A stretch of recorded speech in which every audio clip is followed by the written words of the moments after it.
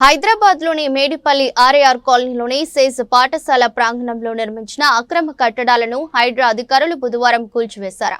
హైదరాబాద్ వరంగల్ జాతీయ రహదారి అనుసంధాన మార్గంలో ఈ అక్రమ నిర్మాణాలు ఉన్నాయని స్థానికుల నుంచి ఫిర్యాదులు అందడంతో అధికారులు ఈ చర్యలు చేపట్టారు. పాఠశాల యాజమాన్యం కీలకమైన లింక్ రోడ్లోని కొంత భాగాన్ని ఆక్రమించి నిర్మాణాలు చేపట్టిందని స్థానికులు కొన్నాళ్లుగా ఆరోపిస్తున్నారు. ఈ ఆక్రమణల వల్ల తీవ్రమైన ట్రాఫిక్ సమస్యలు తలెత్తుతున్నాయని, ప్రజల రాకపోకలకు తీవ్ర అంతరాయం కలుగుతుందని తమ ఫిర్యాదులో పేర్కొన్నారు. వాహనదారులు, పాదచారులు ఇబ్బందులు పడుతున్నారని తెలిపారు. ఈ కబ్జాపై కాలనీ వాసులు 15 ఏళ్లుగా పోరాడుతున్నారని తెలిసిందే. అందిన ఫిర్యాదులపై స్పందించిన హైడ్రా అధికారులు క్షేత్రస్థాయిలో తనిఖీలు చేశారు. పాఠశాల యాజమాన్యం రోడ్డును ఆక్రమించి నిర్మాణాలు చేపట్టినట్లు ఈ తనిఖీల్లో నిర్ధారణ అయింది.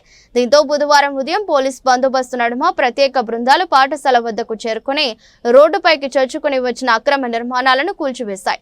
ఈ కూల్చివేతల సందర్భంగా ఎలాంటి అవాంఛనీయ ఘటనలు జరగకుండా పోలీసులు జాగ్రత్తలు తీసుకున్నారు.